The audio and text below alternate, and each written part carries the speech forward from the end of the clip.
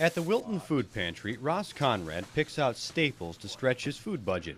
He usually picks up deer meat donated by hunters through the state's HUSH program, and he's read the lead warning Iowa put on the back of the bag. I've heard about that in there, but I'm still here ticking, so. Plus, they say it's best if you mix something with it and everything, and there's usually small amounts maybe of lead in it. Conrad doesn't have children and doesn't know if he should worry about lead. I guess it's kind of like the water. They say there's lead in water too, so you can't be scared of everything you eat. But doctors say even small amounts of lead found in meat pose health risks, especially to children and pregnant women. University of Colorado Medical School professor Michael Kosnitz says if children eat venison with small amounts of lead regularly, they would run the risk of having elevated levels of lead that have been shown to have an adverse effect on how a child's brain develops. He's studied lead and its effects for the last 30 years. He says research has shown lead harms a child's brain and does more damage at low levels. You lose more IQ points at low levels of exposure per increment of blood lead than you do at higher levels. So why does Iowa allow deer hunted with lead to be donated to food pantries? Part of the answer is found on the bag itself. In big, bold print, it says, Iowa has not found cases of lead poisoning from lead in venison.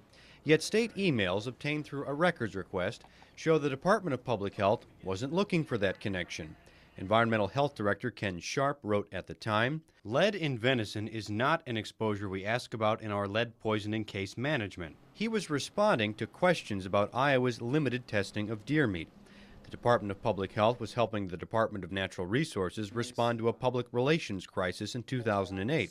Across the upper Midwest, donated deer meat kept testing positive for lead. As the CT scanner was clicking through the meat, we could see right away there was a lot of lead in it. University of North Dakota Medical School radiology chair Ted Fogarty helped spark the discussion. He co-authored a study x-raying deer meat for lead in North Dakota.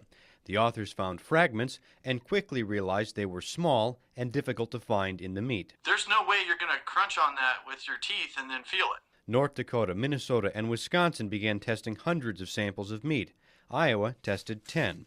It found 2 with trace amounts of lead and decided to stop testing. Another of Sharp's emails explains why. The state relied on blood tests. Since 1992, IDPH has collected all blood lead test results from over 500,000 children and over 25,000 adults. In the cases of concern that IDPH and its contractors have investigated, none have ever been attributed to lead in venison. No one from the Department of Public Health would answer questions on camera.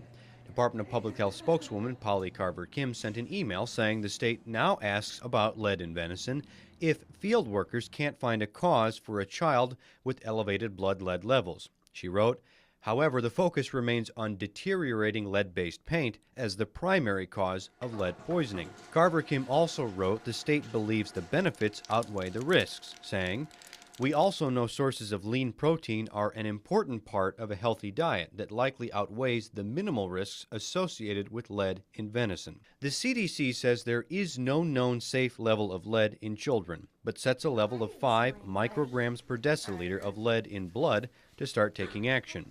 Iowa doesn't take action until 10. Carver-Kim says that's due to a lack of resources. Kosnitz says children already may have tiny amounts of lead in their blood, but remember, our meat sample contained 19.4 parts per million of lead. If served to a child, that's roughly 1,900 micrograms of lead in one serving. 200 times more. And that type of lead exposure, especially if done on a regular basis, I mean, if that meat was used to produce several meals a week, it could have a serious adverse effect. Studies from North Dakota, Norway, and Greenland all found people eating game meat with lead had higher blood lead levels than those who didn't. Kosnitz says the solution is simple. A hunter can choose to use non-lead ammunition. The state could require hunters to use non-lead ammunition too. They have all the benefits of providing for their family by eliminating the risk of putting a toxic substance in their food. Back at the Wilton Food Pantry, Ross Conrad says the state could probably do more. I guess I would say it's just like when you have to you have to put certain things on labels of food.